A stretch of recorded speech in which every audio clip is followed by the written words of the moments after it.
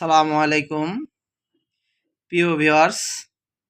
আজ আপনাদের সামনে একটি খুবই গুরুত্বপূর্ণ একটি ক্রিম নিয়ে আপনাদের সামনে হাজির হলাম।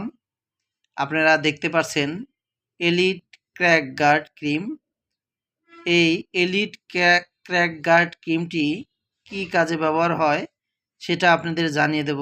এটা মূলত যাদের পা ফাটার সমস্যায় ভুগছেন, অর্থাৎ বিভিন্ন ধরনের জেলি ইউজ করার পরেও যাদের পা ফাটার সমস্যার সমাধান হচ্ছে না, তারা এই এলিট ক্র্যাক গার্ড ক্রিমটি ব্যবহার করবেন। ইনশাল্লাহ আপনাদের পা ফাটার সমস্যা দূর হয়ে যাবে। এই এলিট ক্র্যাক গার্ড ক্রিমটির যে উপাদান দিয়ে তৈরি করা হয়েছে আপনাদেরকে বিস্তারিত জানিয়ে দেব। এটি petroleum jelly, liquid paraffin, castor oil, olive oil, stearic ও বোরাক্স এর সমন্বয়ে এই এলিট ক্র্যাক গার্ড ক্রিমটি প্রস্তুত করা হয়েছে। এই এলিট ক্র্যাক ক্রিমটি ব্যবহারের নিয়ম আপনাদের জানিয়ে দেব। তবে ভিডিওটি যদি আমার ভালো লাগে চ্যানেলটি সাবস্ক্রাইব করবেন। আর বিভিন্ন ধরনের ঔষধ মেডিসিন সম্বন্ধে যদি কোনো জিজ্ঞাসা থাকে, প্রশ্ন থাকে, আমাকে কমেন্টে জানাবেন। ইনশাল্লাহ উত্তর দেওয়ার চেষ্টা করব। এই এলিট ক্র্যাক গার্ড ক্রিমটি ব্যবহারের নিয়ম: ব্যবহারের পূর্বে যে অংশটি আক্রান্ত স্থান, যে জায়গায় ফাটা আছে, সেটি গরম পানিতে ভালো করে ধুয়ে নিতে হবে। এরপর পরিষ্কার তাওয়াল বা কাপড় দিয়ে মুছে নিতে হবে।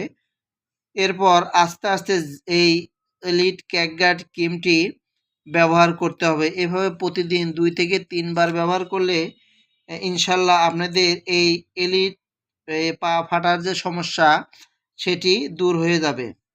এই এলিট ক্র্যাক গার্ড ক্রিম তে আছে অলিভ অয়েল এবং ক্যাস্টর অয়েল, যেটি বিশেষ ডারম্যাটন ফর্মুলায় তৈরি, যা ত্বকের বাড়তি আর্দ্রতা ও ত্বক নরম ও কোমল ও মসৃণ করে তোলে।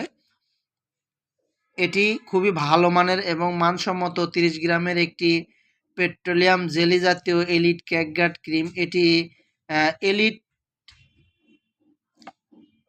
এটি এলিট গ্রুপ অর্থাৎ এলিট কসমেটিক্স লিমিটেড এটি বাজার করেছে। এর বাজার মূল্য 90 টাকা। আপনারা যে কোনো ফার্মেসি অথবা শপ থেকে আপনারা এই ক্রিমটি ক্রয় করতে পারবেন। আপনাদেরকে ক্রিমটি দেখাচ্ছি।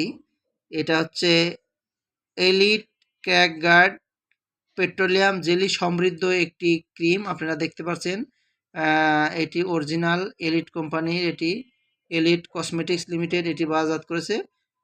আপনারা এটি সংগ্রহ করে ব্যবহার করতে পারবেন। প্রিয় ভিউয়ার্স, আজ এ পর্যন্তই। ভালো থাকবেন, সুস্থ থাকবেন। আসসালামু আলাইকুম।